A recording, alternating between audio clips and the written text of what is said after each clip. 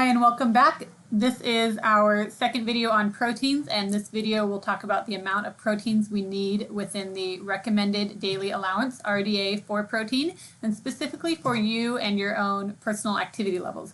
So for this one, I would like you to do some calculations. So go ahead and grab a pen or a pencil. You might also need a calculator, so grab your phone if it is handy.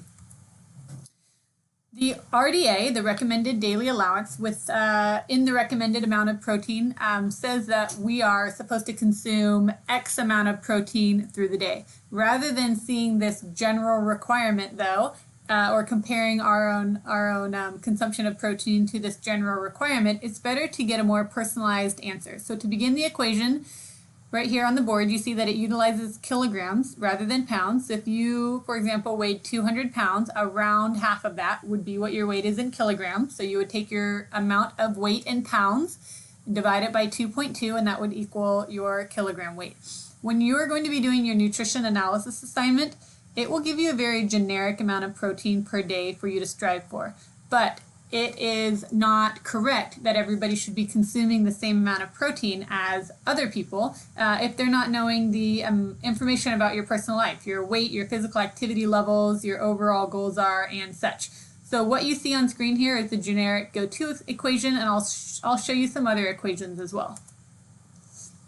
So if we have a person who is 150 pounds, we would take their weight and change it to kilograms by dividing it by 2.2. We would then take that number and multiply it by 0.8, so we would get the answer of 54.54 grams of protein per day. So somebody who is fairly active, but who is not trying to increase in strength or increase in muscle mass or doing cardiovascular training on a regular basis could get away with eating around 55 grams of protein per day.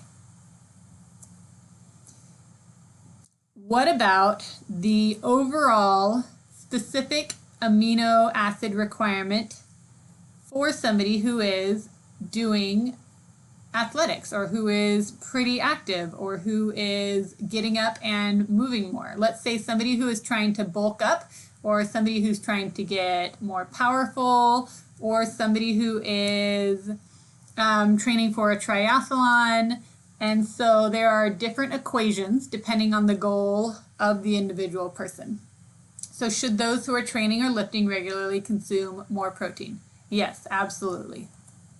So the overall protein and specific amino acid requirements are going to be different. They're going to be higher for somebody who is more active than somebody who is not as active. So here are the three equations that we can see. So if you're regularly participating in weightlifting and or working on strength, if so, look at that equation on the right. If you're a person who's working on cardiovascular training, if so, look at the middle equation. And for those of you who would say, no, I'm not really working on either of those, then you would go ahead and use the one that's the equation that's labeled in quotations normal, which simply means that it fits most people. So let's rephrase it just to clarify. So depending on what your training status is, your energy intake, your total number of calories, your carbohydrates being consumed, the intensity of your training, the newness of your training, stimulus, and so much more will depend on your individual protein requirements. So do your protein levels need to be measured daily? I would say no. But when we do the nutrition analysis assignment, I'm certain that some of you will find that you overeat protein by quite a bit, and others may find that you are not consuming enough protein for your own daily routine. So let's take a look at this fictitious person who weighs 150 pounds.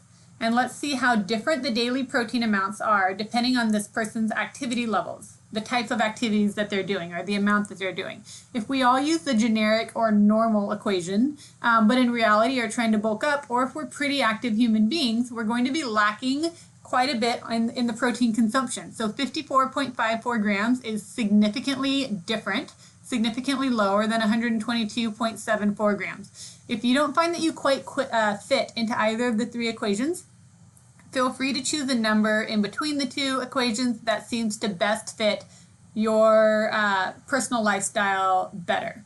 So go ahead and pause this video now and take a few minutes to complete your own personal equation. If you don't remember how to convert your weight into pounds, from pounds into kilograms, go ahead and go back a few slides. Then continue with the equation. When we get back to our nutrition analysis assignment, I want you to analyze your protein consumption by comparing this new daily recommended level that you just calculated, not by comparing it to what the website says, as it doesn't know your weight or your physical activity levels or your personal goals. A lot of you wrote in your personal goals that one of your goals is to bulk up a little bit or is to begin utilizing weight training in your workouts. This is fantastic. However, if you are trying to get stronger or if you're trying to build muscle mass and you're not consuming more protein than normal, it's essentially a bit counterproductive. So your exercise is going to be breaking down your muscles, which is true, but then you should be then replenishing them with an increased caloric intake of protein. So you need to replenish your body with the new amino acids to repair and to rebuild. And it doesn't have to be in the form of a protein supplementation. Protein supplementations are fine, but in my opinion, they're not necessary.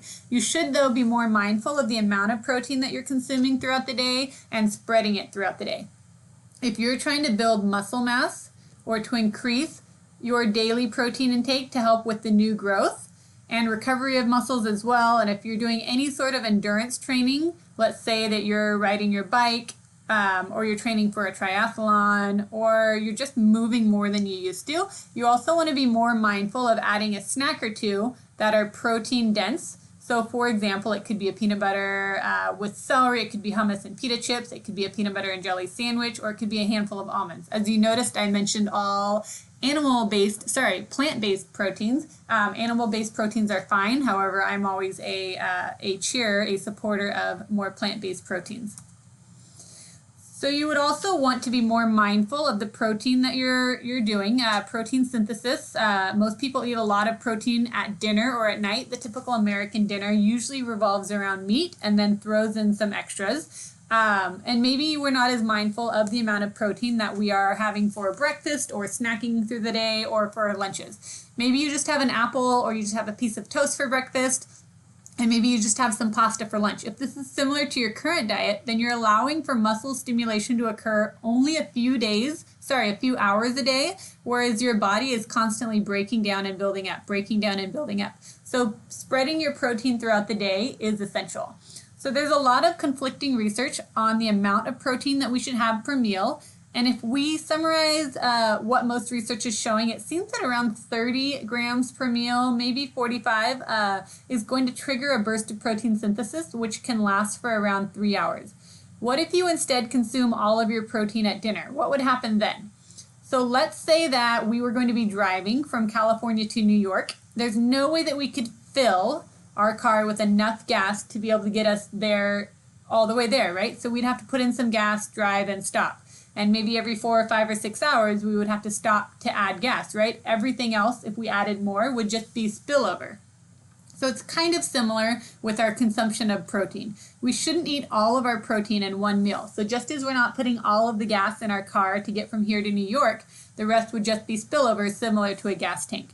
There's only so much that we can put into to maximize our frequency. So there are a lot of different studies that talk about the amount that we can accept at a time. Here's one of many studies. Make sure that you are, if this is something that you enjoy researching, you're looking at peer-reviewed journals, not just blogs, not posts on social media, but things that have been reviewed by a board of people who are considered scholars and experts of the field.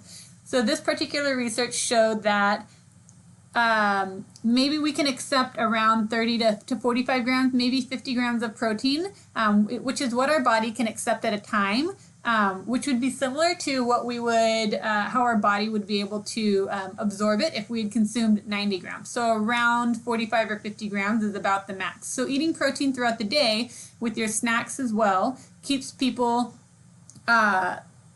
it keeps you fuller for longer. It allows you to not feel hunger as soon. Maybe then you would consume less of the snacky foods. If you find that you're consuming a lot of snacky foods, it would help you be more mindful about the snacks that you're eating and the type of protein. And knowing that around 30 grams is good. We'll talk later about animal-based proteins versus plant-based proteins. Some studies have shown that we might need to consume around 20 to 25% more plant-based proteins to reap the benefits that the animal-derived sources would provide. But I've got some slides with some vegetarian types of options and such. and then also some videos that you would maybe be interested in looking into, so that you are getting protein from a good source. Okay, so spreading it out. The protein distribution is important, meaning that we are having some protein throughout the day in each of our meals. If we were to get together, if we were getting together as a class, I would probably talk about quality of life a lot. I want to make choices right now in my life that are going to allow my time as an old retired grandma to be the best, things that I look forward to. My goals are to be able to go hiking with my grandkids, to play tennis, to get out of bed without too many aches and pains. And the things that I'm doing right now are going to help me with my quality of life later. So as we get older, we will need to be more intentional about increasing our protein intake. So a 50-year-old should consume more protein than a 20-year-old. So what does this mean? So mathematically, it means that as you age, you should kind of double your protein intake per meal. So here's a picture of our muscles as we get older. And this is something that will happen. So we should continue to lift weights as we continue to be active, and we can continue to increase our protein consumption. So this is a generic picture of maybe what your muscles look like right now. And then this is as we age. So as you notice, there is less muscle mass there. So due to anabolic resistance, older adults need more protein at a time to continue stimulating muscle protein synthesis. However, most adults aren't continuing to eat or aren't adding even more protein, and they might even be eating less protein than what they did as a younger adult. So sarcopenia is a degenerative loss of muscle mass, which then also impacts your strength. So when does this generally begin to take place? So this is quite dependent on your physical activity level, as there are 60, 70, and 80-year-olds who are still quite muscular and capable of moving because of the choices that they have made. So again, thinking about choices now that will later impact your quality of life. In general, though, around age 50, we begin to lose around 0.5 to 1% of our muscle mass per year.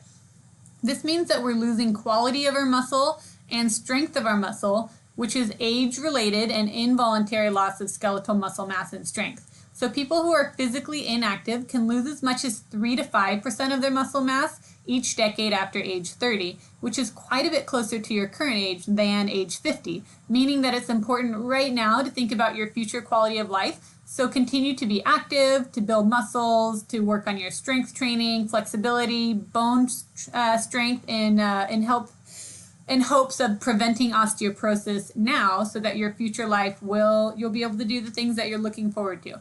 So aside from getting points for your 150 minutes of your activity log assignment, you're also racking up the health benefits now that will slow the decline of our bodies later. Okay, so how would you get the amount of protein that you need in grams per day? So here are some pictures of various things. You did your calculations and you figured out your own personal amount per day. So what now? We want to continue to boost muscle synthesis, which is the biological process that allows individual cells to rebuild specific proteins. Before our body utilizes the protein we have consumed, it's going to be breaking the protein down into specific amino acids. Different studies will tell you how much can be absorbed. So one study that I looked at recently, it was in the International Journal of Sports Nutrition and Exercise Metabolism. It stated that amino acids are absorbed at the rate of 1.3 grams all the way up to 10 grams per hour. And that's a pretty large range, right? 1.3 grams per hour all the way up to 10 grams per hour. So that's a huge, huge difference. So why the large range? It depends on the protein source. If you drink a protein drink, that's going to be much more rapidly absorbed than a protein consumed with fiber. So a protein drink is going to go right through you compared to a big steak. So fiber allows for the slowing down process. So we're able to absorb more of the nutrients. We don't have a spike in blood sugar and such. However, if you're wanting a rapidly absorbed protein, you wouldn't particularly want it with a lot of fiber, but instead a protein drink might be your best choice. So whey protein is considered to be one that's absorbed at a very fast pace. It's digested at a much more moderate rate than would be, again, a steak or something with a lot of fiber. So here are examples of plant-based protein.